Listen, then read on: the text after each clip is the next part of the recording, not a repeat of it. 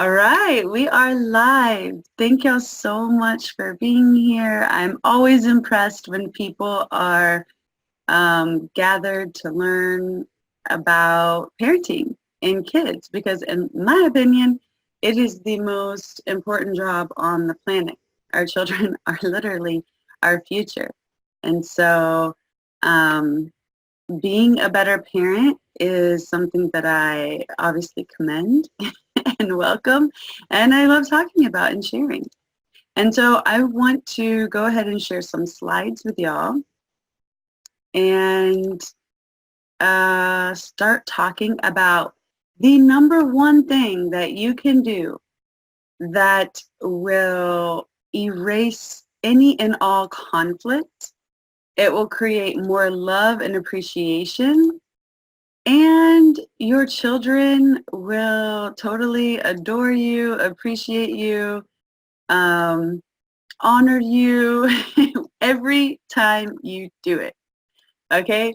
So does anyone have any idea what that is? You know, some people might think it's respect or love, right? All of those things are great techniques that do resolve a lot of bad behavior and can get your kids to do anything. But if that's what you guessed, that is not the number one technique that resolves bad behavior. Dun, da, da, da. Nagging. When you nag your child, they do anything you want them to do, right? And it worked when you were a kid, right? And it works on your partner, your spouse, and your friends and your coworkers, right? Wrong.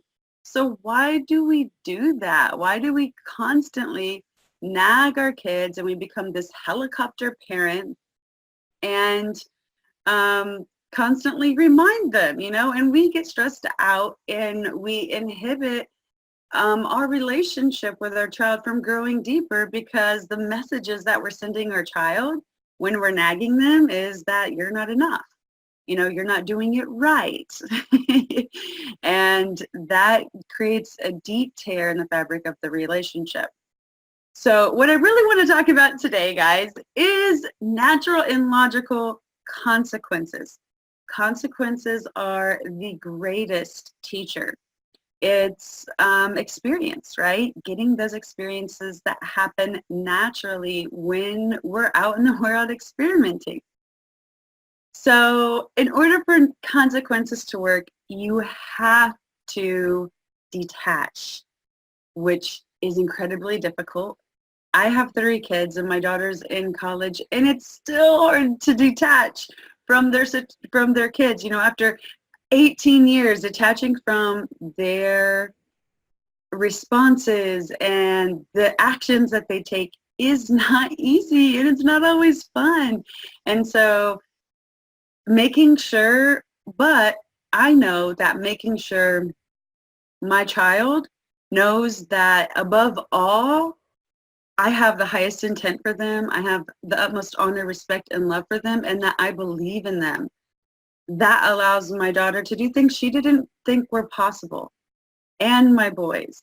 Okay, I have 3 kids, sorry. I'm gonna check in real quick.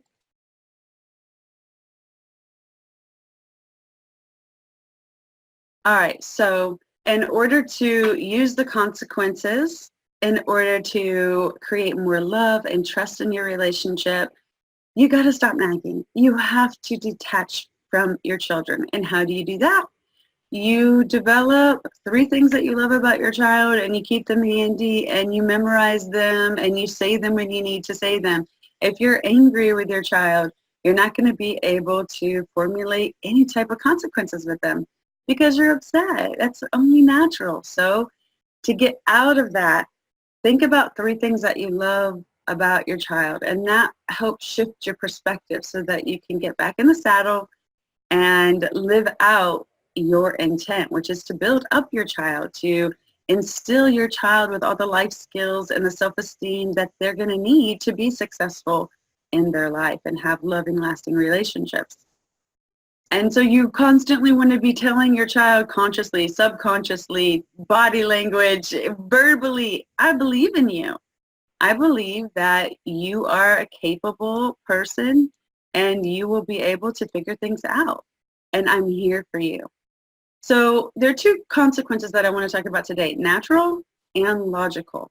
Natural consequences are by far, hands down, the best consequences that are going to be able to teach and show and give your child all the lessons and all the experiences they'll ever need, because natural consequences just are things that happen on their own naturally.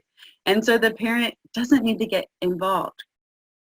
So natural consequences are anything that would happen naturally without any parental involvement, without a parent imposing anything.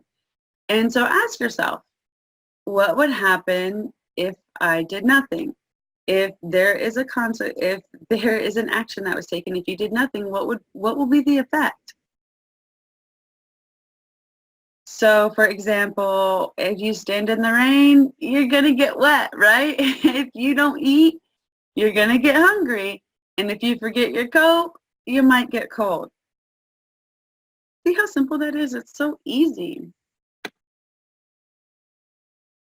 Natural consequences only work if you take action when you don't if you don't take action. If you take action when you don't need to, then you rob your child of the chance to meet the most effective teacher experience. And having that experience is a profound gift. That experience is going to create and instill a natural learning that is far more effective than any type of imposed learning that we send our kids to school to learn, right? That's why they have to have a lot of repetition. There are children who are in schools and that are called, well, the first one was Sudbury Valley, and the others have been called free thought schools. And what happens is the kids go there and they don't have any set curriculum. They just go there and they don't know what to do, but there's tons of stuff for them to do. There's people that they can talk to.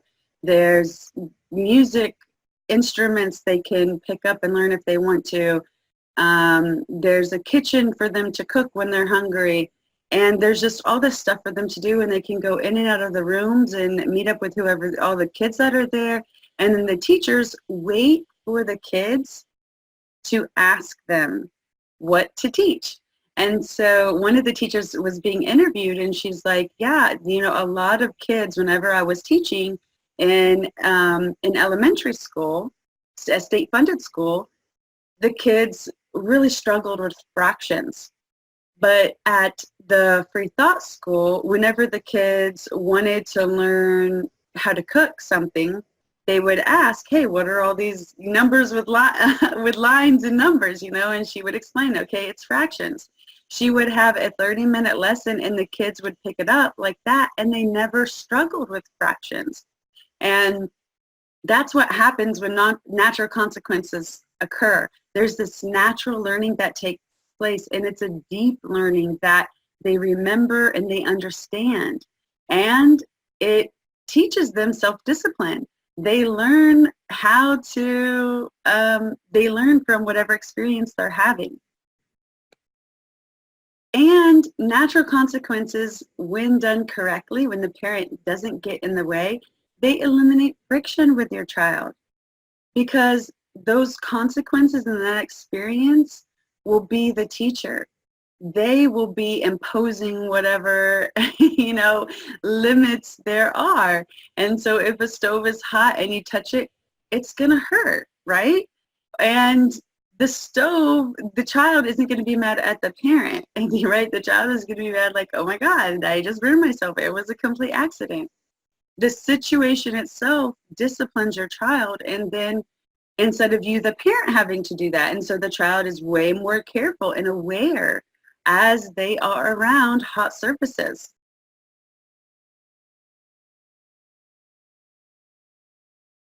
And there, y'all may have heard the saying that says, a child who forgets has a parent that always remembers. And so I want to share what me and, well, I have lots of stories, but I'm just going to share one right now. But my daughter was, whenever she became in high school, she did not want to ride the bus. Okay, she was too good for that now. You know, she was in high school. It was lame to take the bus. It was embarrassing to take the bus. And so I agreed that I would take her to school. And I was actually really okay with that.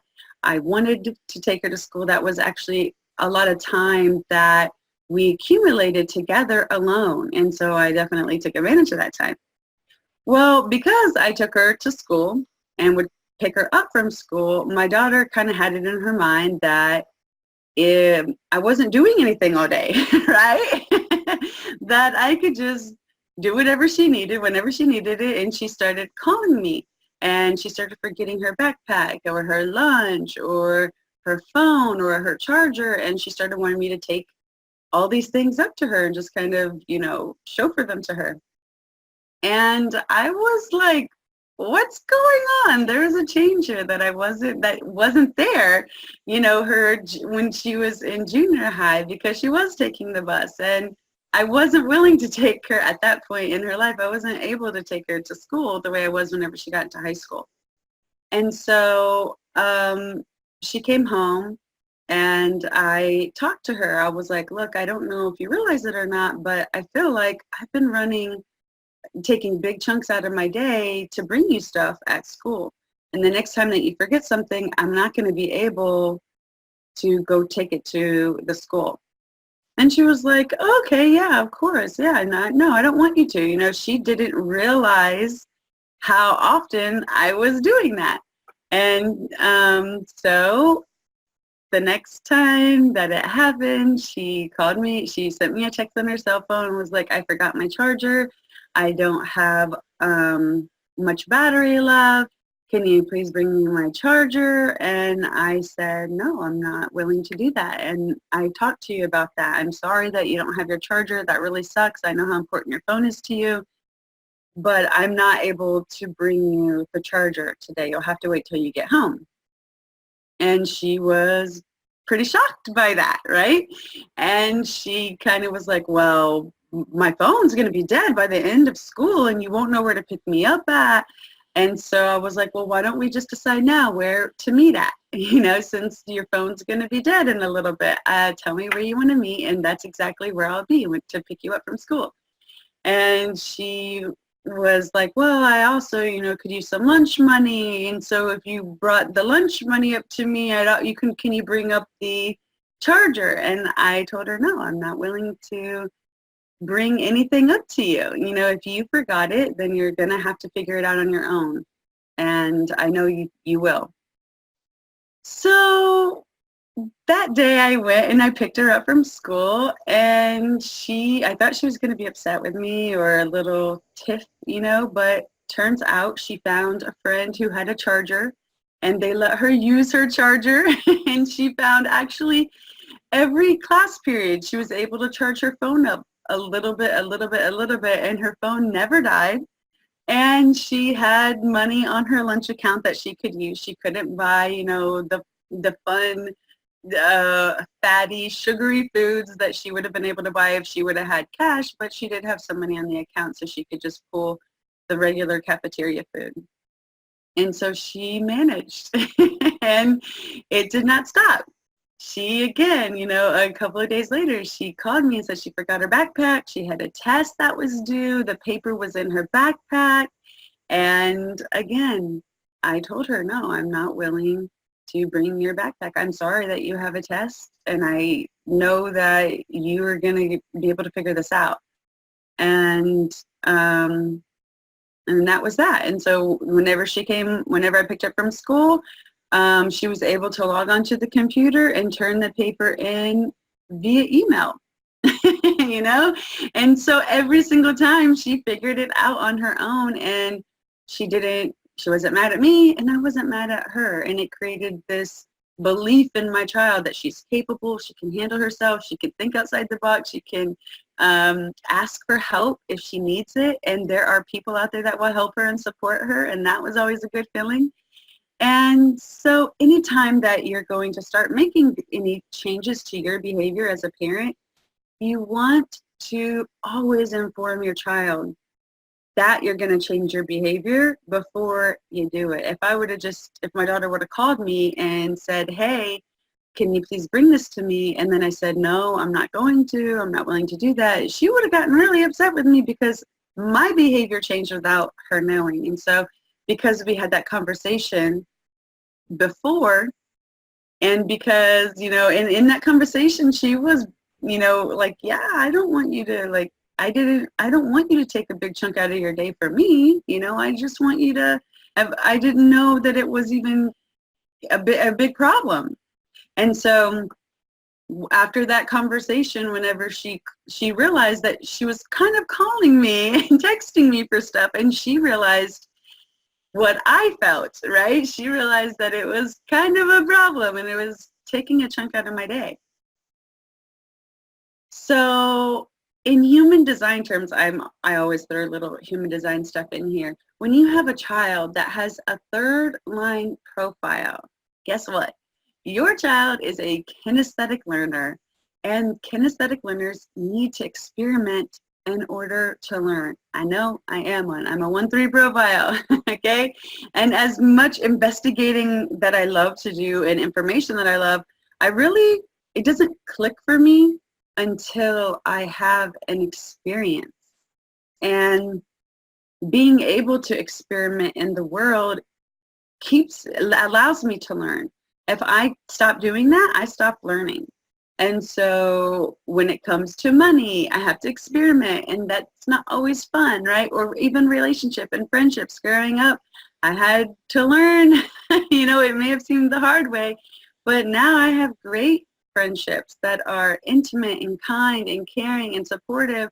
And I wouldn't have had those if I didn't learn.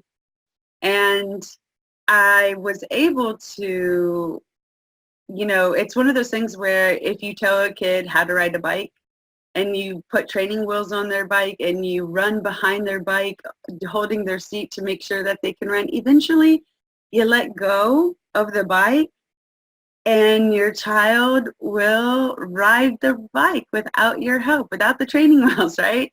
And then the look on your child's face. Or if you can remember and imagine when you were a kid and you were learning to ride a bike and realizing, wow, I did it myself, the confidence that just overwhelmed you. And yeah, you were a little nervous, you were a little scared, but then it was nothing. It was like you were popping wheelies and jumping up and down curbs, and you were weaving in and around the parked cars in the neighborhood and racing kids on your bike. And it gave you the confidence to go out into the world and be successful, right? And that's the same with allowing your child to go out and experiment. And if you are a third line profile, or you have a child who's a third line profile, just knowing that no matter how much informing you do, it's not going to make an impact until they get hands-on, until, and this is a kid that literally might, if they are learning how to fill a cup up with water, they will overflow it more than once, okay? And if you keep reminding them to don't fill it up all the way or watch how much you're filling it up, they're not going to learn if they just keep obeying you until they can actually overflow the water and gauge for themselves whatever that is for them. And eventually what happens with a third line profile is they have all this experience, because that's how they learn. They become little know-it-alls, okay? And they don't have to do as much experimenting. And as they grow older and as they mature, because they've already done a lot of it, but they have this huge wealth of knowledge, and they know why things work, why they don't work, how to make it work if it's not working. And they know all these little tongue-tied. These little pieces that make it work. They get that. They understand that. They understand there's a superficial layer and there's other deeper layers. And how to have a relationship that goes under the superficial layer, so that it's a more meaningful relationship with everything, with money, with people, with parenting. There are 3 situations in which you want to just throw natural consequences out the window, okay? And these are pretty rare, I think, but they're good to know. So anytime your child can be in danger, you're not going to use a natural consequence. So that could be playing in the street. If there's a car coming, you're not going to let them get hit by the car just so they can learn how to play in the street, okay? Sometimes parents talk to me about their kids forgetting their jacket and playing outside in the cold. I don't really think there's much wrong with that, but I'm from Texas, and it doesn't snow here frequently. It gets kind of cold, according to some people. It's freezing to me, when it gets in the 40s. But, you can actually go in 40-degree weather and play outside and not get sick from that. But you'll be cold, right? Or at least I will. And I'll learn, okay, yeah, I need a jacket. Anytime a child is breaking the law or another important social rule, like listening to music at a library, you're not going to necessarily wait for natural consequences. Or if they're stealing something, right? You're not going to let them break the law. You don't want to impose or penalize them or punish them. You want to talk to them like, hey, it looks like you might be taking something. What's going on? Was that your intention? Were you looking at it? Is this something you want? Would you want me to buy it? Are you able to buy it? How can you earn the money in order to buy it? Is it important enough for you to buy? Just inquire, ask them, be like, how would you feel if you did steal it? What would that feel like? How would it feel if someone stole from you? Get curious instead of just assuming, they're doing something wrong, and then you have to teach them a lesson, okay? And you also want to bypass natural consequences when children won't connect the cause and effect, and it's usually because of timing. So if they're not brushing their teeth, they're not going to realize, oh, I get cavities and I go to the dentist. It's going to take so long for them to get a cavity, or maybe to get into the dentist appointment for the dentist to tell them, yeah, you need to start brushing your teeth and your teeth are getting cavities. So those are the 3 situations where you're going to bypass natural consequences. Now let's talk logical consequences.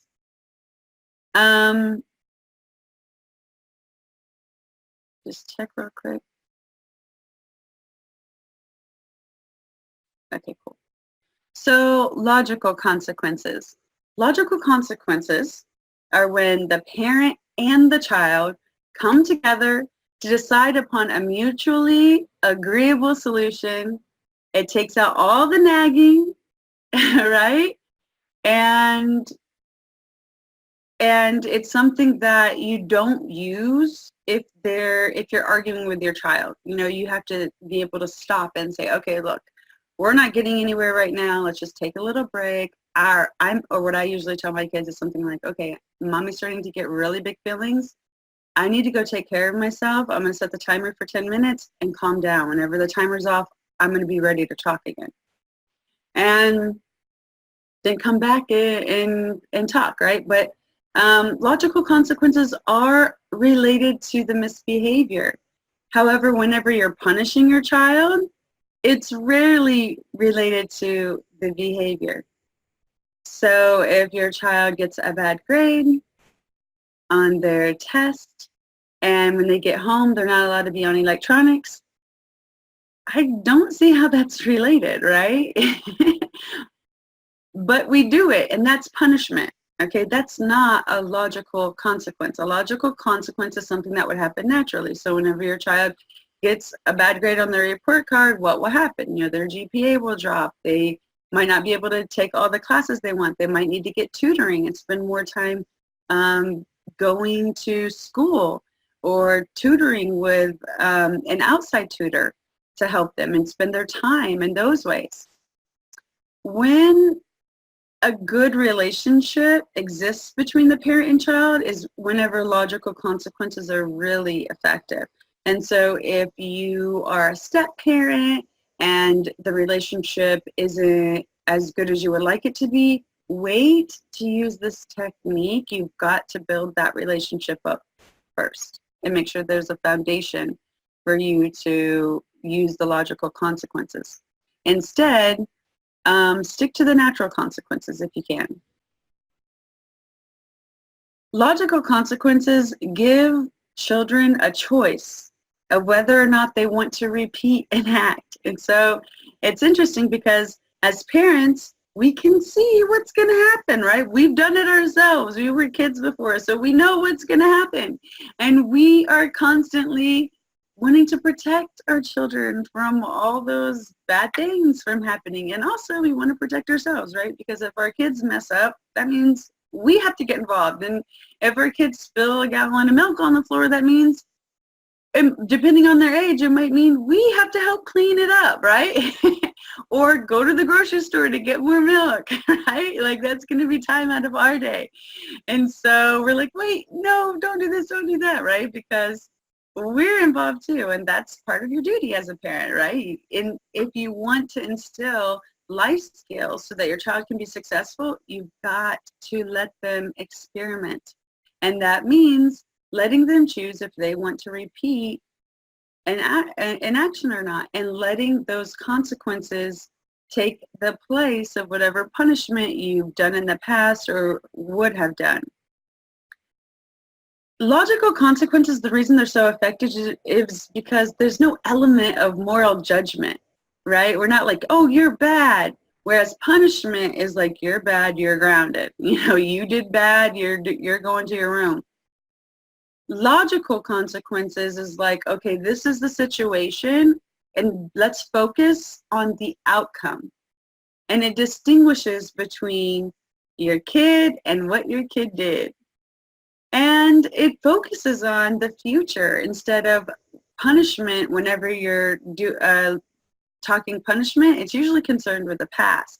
So if your child comes home with a C on the report card, punishment is saying, hey, you got a C, you're grounded from electronics, and it's focused on what they did. Whereas logical consequences are going to be focused on the future. Okay, you got a C, now moving forward, what solutions can we find so that doesn't happen again? When you're using logical consequences, because all that morality is taken out of it and a lot of the emotions are taken out of it, you have this friendly, kind voice. Usually if you have an anger tone in your voice, there's punishment there, right? You want your child to feel bad because you feel bad or because it's worked in the past, right? It instills a little bit of fear and then they do better. And those those are short-lived. You know, your child ends up resenting you and feeling bad, and their self-esteem gets lower instead of using logical consequences to build them up, to build up their confidence. You have to know the difference between logical consequences and logical punishment. Okay, a lot of times we call consequences and it's actually punishment. You know, it's not logical. Sometimes it's punishment. It's not a consequence. A consequence, again, is you want to ask, what would happen if I did nothing? That is going to steer you in the direction of what the logical consequence would be. But as parents, right, we believe we must impose a lesson on our children in order for them to learn from their mistakes. I know I certainly believe that, and it took years for me to see the effect of consequences. But because of it, my kids have self-discipline. They are self-motivated and I don't have to sit there and be this helicopter parent that's reminding them to do their chores or do their homework. You know, they're figuring that out on their own, and they are creating the life that they want to live in. With logical consequences, there's no you're not coercing your child, and you're not bending your child to your will. Sometimes we can get really stubborn and make our child do what we want them to do, right? Especially if we're angry. or really frustrated or humiliated in public because of something that they're doing, right? And we've got to teach kids to respond to life so that they develop the life skills to be resourceful and successful. And that won't happen if we keep imposing all these punishments on them, because they're not relating the two, and it doesn't make sense to them, and they don't actually learn. Whereas when we use the consequences are the teacher. The experience is actually the teacher, and they find something within themselves. They find an innate will to change something that they want to change, not the parent wants them to do this or be this or have this. They get to choose that, and they get to decide over and over again. Sometimes they'll choose something that the parent isn't in alignment with, right? And as long as it's developmentally and age appropriate, they're not breaking any laws, they're not endangering themselves or anyone else, let them have that experience. When using consequences, you have to avoid lecturing your child. And I'm really good at that. And it's a skill that I can't really use. My daughter, she's like, we'll start talking. And it's so funny because I'll say something and then she's like, yeah, she gets it. She understands. And then I keep going on and on and on and on about it. And she's like, yeah, I know, Mom. Yeah, like I knew 5 minutes ago. And so it doesn't work, right? Or scolding your child. When you do that, your kid does not listen to you. And if you say, I told you so, which are, some of the most delicious words, right, to say, it's really inhibits your child from learning from that experience and from trusting you in the future to help them find solutions to whatever problems they have. If you do anything that adds more blame, shame, or pain than your child would naturally feel from the experience, that's also going to inhibit them from being able to learn. And so you've got to avoid imposing any penalties, because it just leads to your children resenting you, okay? How many times did your parents do this to you and you went through periods of not liking your parents? Of course, we forgive them as we grow and mature, but it doesn't have to be that way, right? You can actually have this amazing relationship the whole time. And if you're doing something that's not in alignment with the consequences outlined, you can always change that. You can say, oh, okay, well, I realize this actually isn't really working. Let's try this instead. And you can always change that because you're the parent. Children usually feel bad or guilty when they make a mistake anyway. And so adding more shame and pain onto that it causes them to be overwhelmed. And negative comments keep your child from learning, because all of that extra blame and shame that is overwhelming them, it makes them either defend themselves from the guilt and the blame that someone's blaming, or they absorb all of the guilt and all of the pain from the situation and they take it on in themselves. And then they may feel like it's not safe for them to be themselves, and then they hide who they are and they try to be what someone else wants them to be. And so it just tears the fabric of the relationship with your child, instead of supporting them and giving them a strong foundation for them to grow and thrive. Instead of using negative comments, shame, guilt, and adding more pain to the situation, instead use empathy and understanding for what your child is experiencing. It's not it's not your job to fix their problem. And as you show them that you can empathize with them and understand what they're experiencing, they're going to know that they can trust you and that you understand them, and they're going to be able to come to you in the future. Okay, it can be very difficult to be supportive without rescuing or overprotecting our child. But what we overprotect, we make weak. And you don't want your child to be weak in this world. okay? You're not going to survive long. It is, you've got to teach your child how to be capable, and that means letting them take the responsibility and letting them take the actions needed in order to make amends if that's what it takes, or figure something out if that's what it takes. The big problems with using consequences are parents have to get out of their child's way. You know, if you overfill a cup, it spills. You learn, but your child will learn, like, okay, if I pour it after this point, it's going to spill. If you constantly remind your child to clean up, to not fill the cup up, and not to overflow it, then you rob them of that chance for them to learn and for consequences to work. Or if they overfill the cup and then you, the parent, comes behind them and cleans it up, instead of teaching your child how to clean it up and how you like it clean, then again, they're not going to learn. Another problem with consequences is we have to stop rescuing our children. You know, letting consequences be the teacher is the ultimate teacher, and it happens almost instantly and naturally.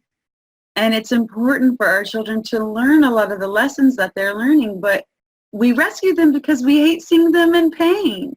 You know, I remember my son, oh my God, he did his own stunts, okay? He literally, I don't know how, he was constantly falling. And he'd fall off the couch and he'd do this and he'd do that. And it was just like, what? How is this happening? And I was always trying to catch him. And I was like, you know, I was just like in this high, stressed out, adrenaline pumping, like, oh my God, where's my son? What's he doing? Does he need me? I got to catch him. I got to be prepared. And I took him to the doctor for one of his checkups, and he saw some of the bruises, and he was like, yeah, he's playing outside a lot. He had some bruises on his leg or whatever. And I was like, yes, I'm worried, because he's one of those kids that's like, oh, I'm going to just climb up this tree. And then he's climbing down the tree and he falls. And I'm like, wait, no, you know, and he goes, okay, how are you usually catching him? And I was like, yes, I'm constantly like running behind him or staying really close. If he's climbing a tree, I'm telling him to make sure you ask me and I'll be right there. And he's like, okay, get out of his way. Stop trying to catch him. Kids are incredibly resilient. And usually when the parents don't have usually whenever kids are falling, the parents' arms being out in the way is what's giving the bruises to the kids. Kids can find a way to, you know, turn out of it or whatever and really protect themselves. They're incredibly resilient. Just get out of his way. And I was like, okay, you don't know my son, so yeah, I can't do that. You know, like I'm not gonna, my son, it might get hurt, okay? And he's like, okay, we'll just try, you know? So I was like, okay.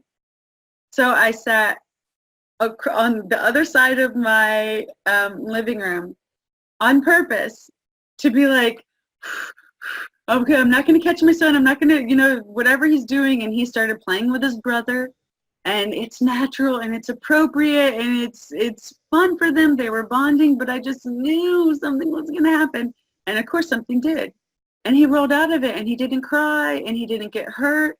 And he just got up and kept playing like nothing. And I was like, wait, I need to check him. I need to make sure he's okay. I need to see if he's going to bruise. Like, and then I was like, why? Like, he's okay. Nothing, like, he didn't even get hurt. And if I just keep making this big scene every single time, you know, he's going to learn, like, that's how he gets attention from me. And this is not the attention I want to give him because I'm stressed out. Okay, my cortisol levels are through the roof. And then I was able to really relax. And over time, I was just there for him if he needed me, but I wasn't interfering and imposing my worries and my stress on my son. And so we've got to stop rescuing our kids and let consequences do their job. But one of the reasons we don't is because we see our kids as an impression of ourselves. And so if someone thinks something about our children, then the blame gets put on the parents. So the same son, he does not like to do homework. And he never did any of his homework.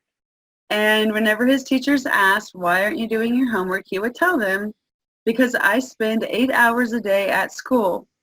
And if y'all can't teach me what I need to know in 8 hours, then that is your problem. Whenever I get home, that's my time. And I can't really argue with that, right?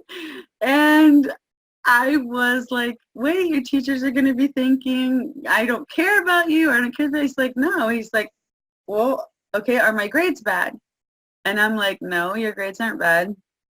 And he's like, okay, well, then I'm learning. I don't need to do homework. And I was like, okay, well, I guess I'm going to have to get out of your way and let you handle this.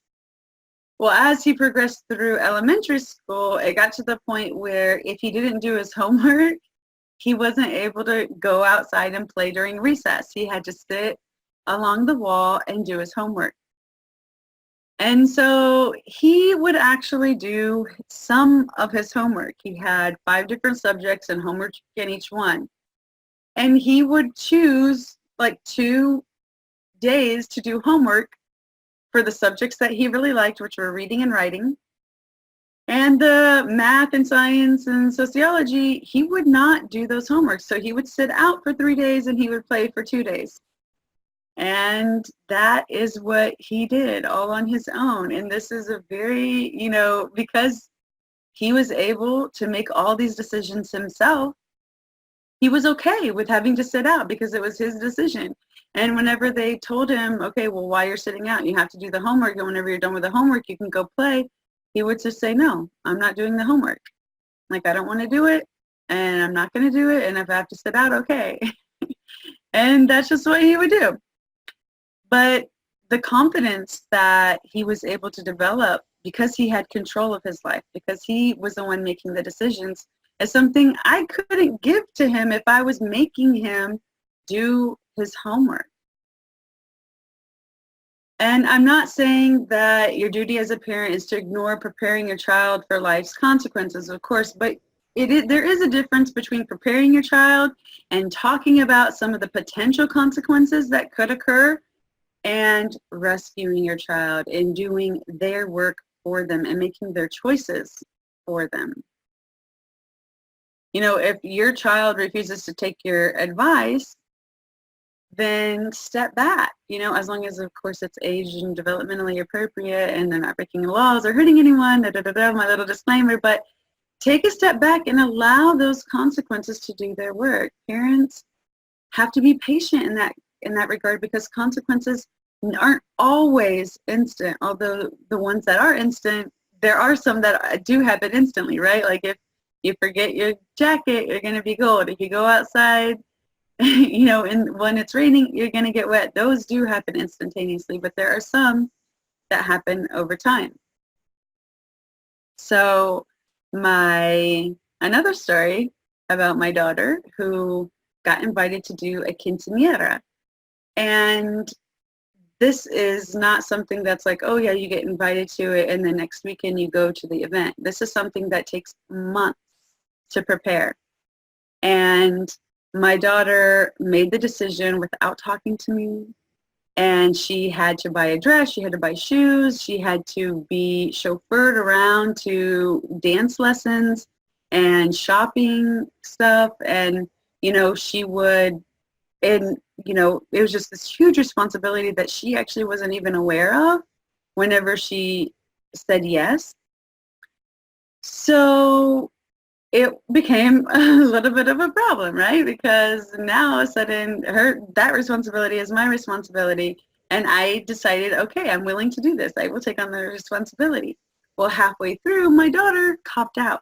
She was like, you know what? I'm not willing to do this anymore. I can't go to dance lessons and it takes too much time after school. I get home late and then I'm tired and I don't get to watch what I want to watch or talk to my friends or this, that, and the other. And I was just like, but you committed, you have to do this. You've already bought a dress and you've done this and you've done that and you went to the lessons and they printed the invitations and your name is on the invitations. And she's like, yeah, I know. But I can't do this. And I was just like, oh my God, like, I'm so embarrassed. Okay, because I'm going to look so bad. So she calls her friend's mom and she talks to her. And the friend's mom is upset. Wish she would have known sooner, telling Angie, like, this really is difficult. You're putting us in a really difficult spot. And so Angie talked to her and said, look, I want to donate the dress that I already bought free of charge to whoever you find to replace me. I've already bought the dress, and if they can just get it altered, maybe it won't cost that much. And if they're the same, build as me, then the dress will fit them.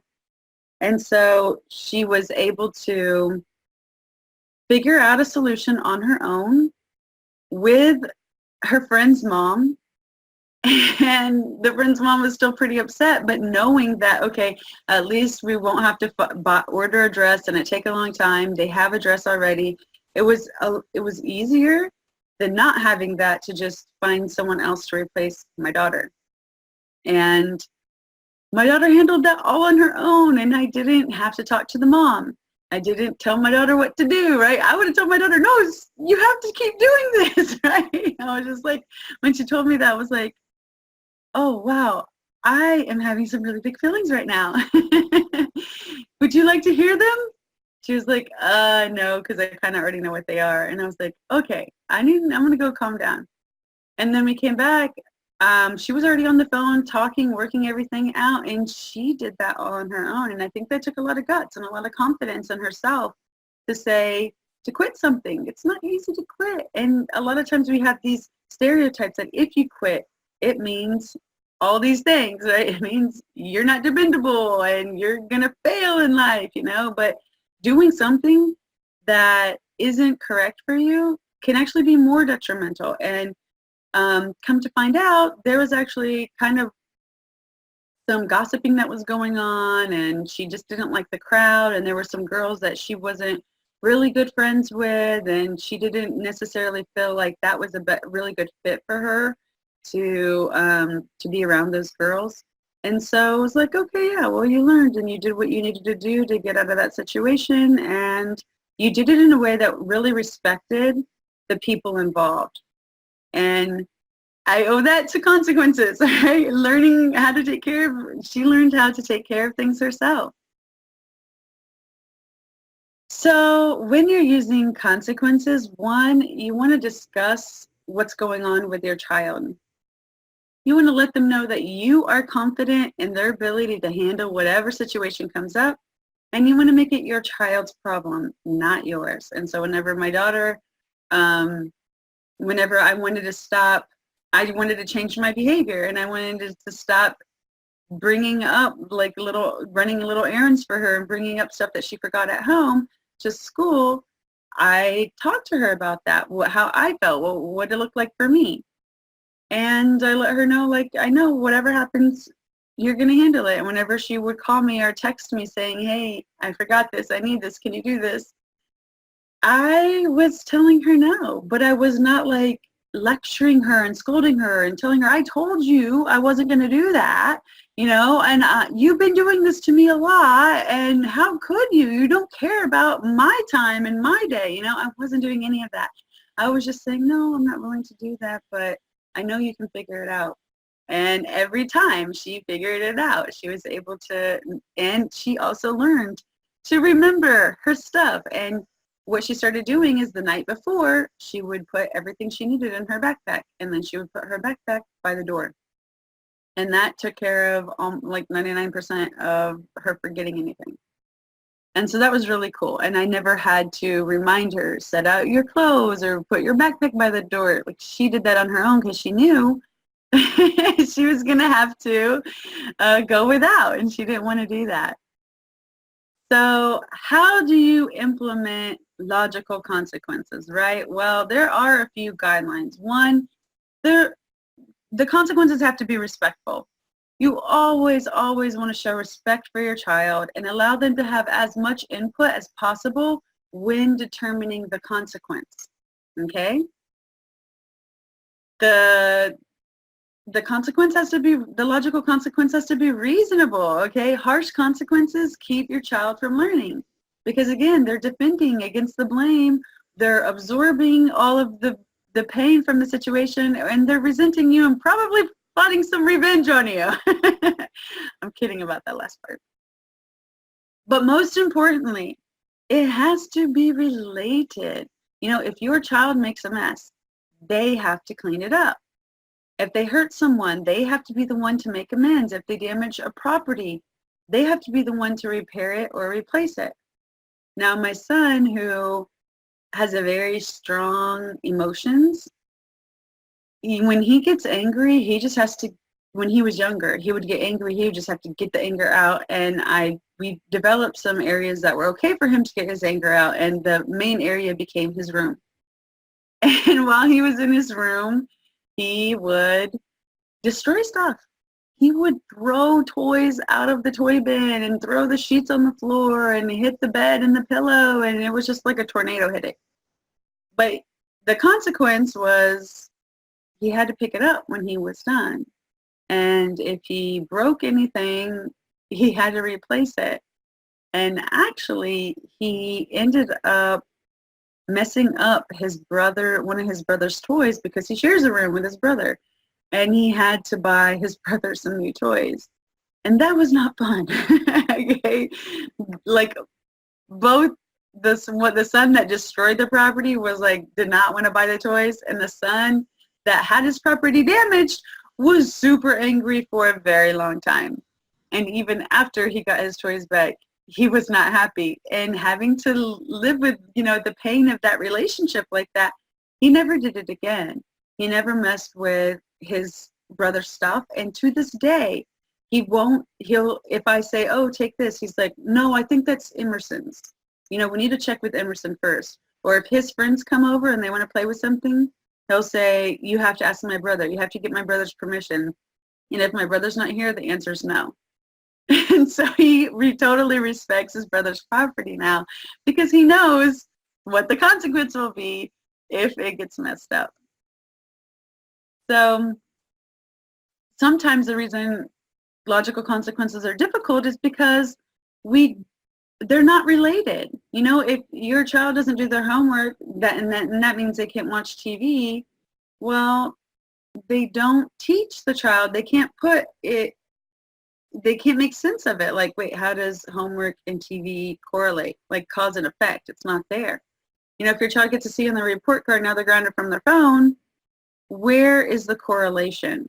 If they get to see on the report card, what would happen naturally if you did nothing?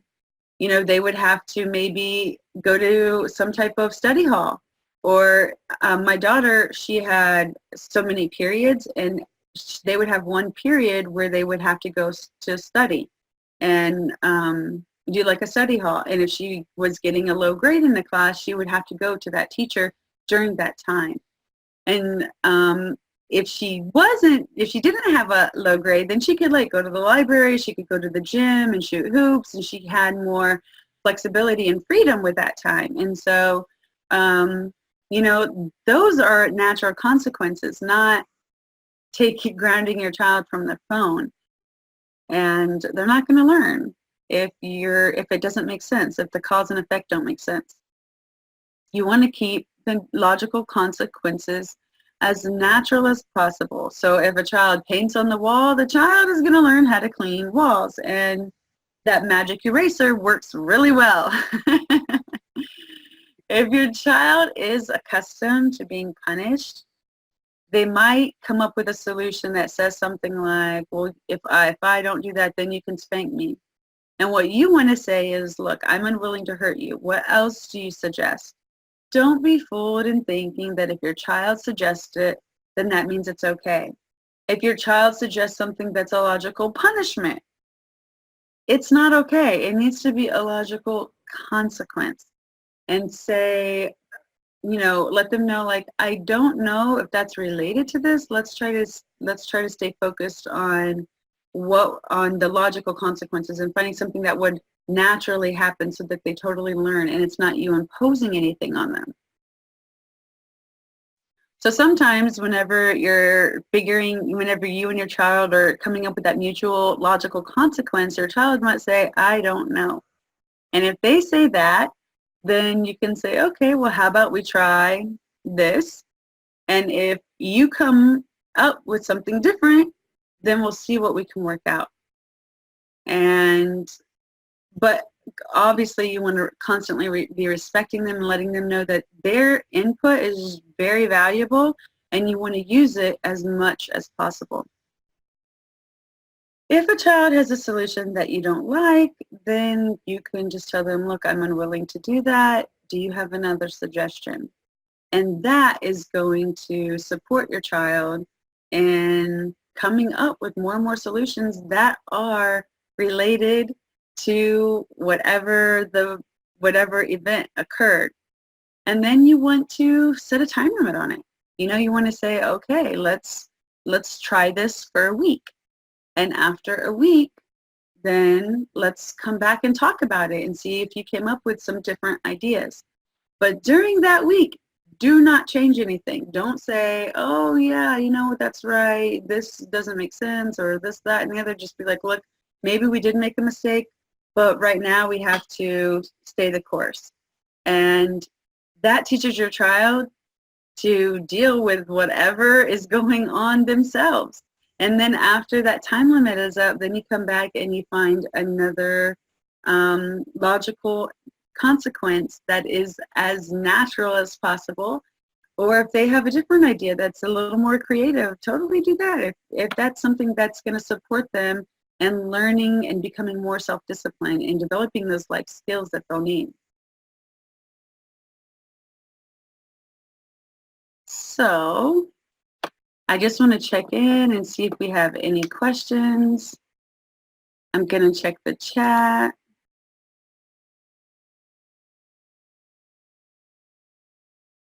And I also want to check Facebook and make sure that if there's any questions over here, I definitely want to catch these.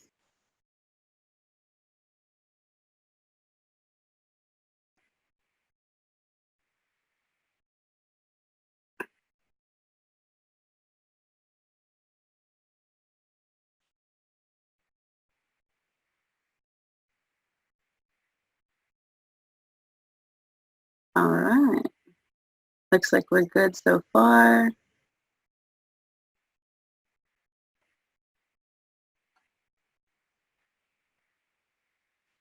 All right, and I'm going to just check in the chat. Any questions about anything?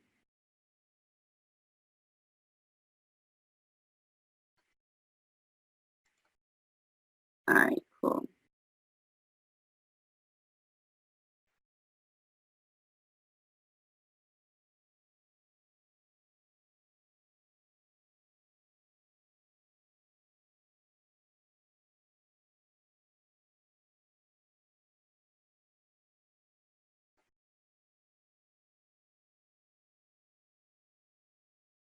All right, cool.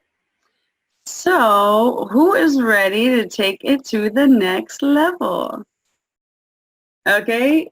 Who wants to allow their children to develop the life skills that they need to be successful, and using the best teacher in the world, natural consequences, or the next best thing, which is logical consequences?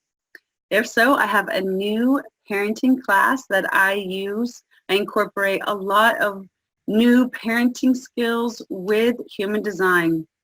Because as your child progresses through different life stages, they need your support, right? And you are their number one person who's going to have their back, who's going to fight for them, and who's going to be able to instill all these life skills in them at every age. You're always going to be involved in your child's life. And if you want to deepen that connection with your child and support them so that they can become capable, so that they believe in themselves because you believe in your child, and focus on improving communication so that you can nurture your child and make sure that they have the self-esteem and that they're capable to be successful in life, and develop lasting, loving relationships, friendships, relationships with money, relationships with education. There's all kinds of relationships. Finding a job that they enjoy, that they love, and that's going to support them. Then this class is totally, totally going to support you in doing that with them. There are 8 classes that are all live classes. They will be recorded. There's a Facebook group, of course, because we all love that. And every live class, I'm going to do some teaching, but I'm going to hold the end of class to take questions. And if you have any questions, I'm not going to get off the call until every question you have is answered. You're going to get live coaching on top of this.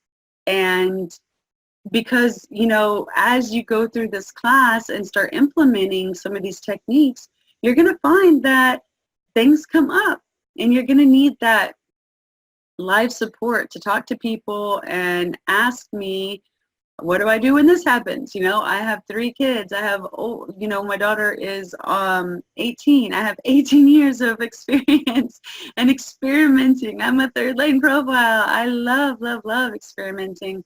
And my kids can tell you that.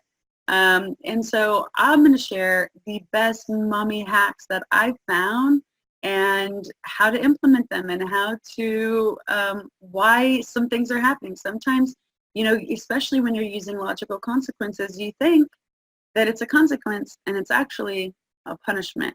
And I know that's wouldn't be your intention, but having that live class allows you to say, hey, this didn't work. I'm curious, why not? And how can we work this out? How can I fix this? How can I improve this? And show my daughter all of her gifts that she has inside of her. And that's what you're going to get with this live class. There is a money back guarantee if at any point you're like, look, this isn't working out for me. I'm not getting valuable techniques. They're not helping me in some way. Let me know. I want to talk to you. We'll have a brief conversation, but I just want to get some feedback about the class from you, but I will refund your money 100% guaranteed. I have a testimonial that I want to read from one of my prior students that says, I enjoyed Kristin's class. She provided real-life examples of situations that I encounter with my child and offered suggestions about how to communicate and nourish my child so we both could be happy. During the Q&A, she answered questions that I had about the human design charts for my daughter and me, which helped me further understand why my child responds the way she does. This class was so beneficial. I've watched the replays many times and learned many new things each time. I highly recommend Kristin, her classes, and her sessions. And so I also want to share a bonus that I'm doing. If you sign up for my class by midnight tomorrow, Saturday night, we're going to send a replay email with this. And if you decide that this class is for you, you want to test it out because there is a money back guarantee, you will get a bonus of a human design family analysis reading. And so I will spend an hour going over the human design charts for you and everyone in your family, in your immediate family, so your kids and your spouse. That bonus is not going to last. That bonus is typically over $400. So that bonus is going away at midnight Saturday night. And I just want y'all to sign up before then because this is going to be a really cool bonus that's totally going to support you. And with that human design reading, you're going to be able to understand your life purpose, your child's life purpose. With the class, you're going to be able to teach them to be capable, discover how you can show them to trust in themselves and believe in themselves and better understand your child as they go through those different life cycles so that they are resilient to peer pressure and they have high self-esteem and understand your child in a way that most parents don't, understand your child's behavior and how to talk to your child so that they listen to you. And it creates more love, more ease, a more cohesive, harmonic family. that you deserve and your kids deserve, you know? And it's a way that maybe your parents didn't do, or they did, but you want to make it even better.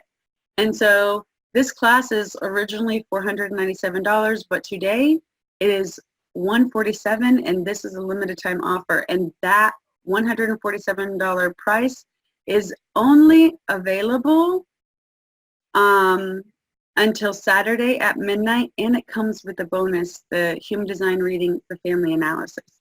So if anyone has any questions, I'll stay on the call and answer them, and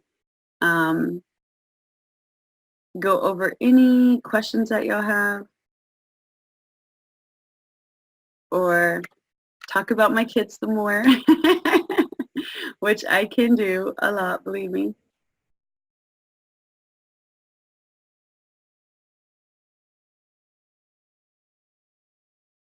Awesome. Yes. Oh, hey, Lisa, there is a slide you can view about this. Let me just put it up here real quick. I'll share my screen. And, or actually, Lisa, what I'll do is I'll post my slides on a link right here. But if you have any questions about so far the content of the webinar, let me know and I'll definitely address that. But in a few minutes, what I'll do is I'll post a link to my slides so that y'all can see information on the class. But it looks like we're good. Thank you, Gayla. Thank you for your compliment. All right, it looks like we're good. I will be looking forward to any comments or emails that I get. If y'all have any questions, or maybe some questions come up after you listen to it and you're like, hey, what about this? And you didn't think of it now, email me or comment on Facebook and I'll definitely be checking that and we'll get back to you. All right, everyone, I will talk to you later. Bye. And look for the email tomorrow, because the last day to get the bonus Human Design Reading and the parenting class for $147 is Saturday at midnight Central Time. So, all right, y'all. Bye.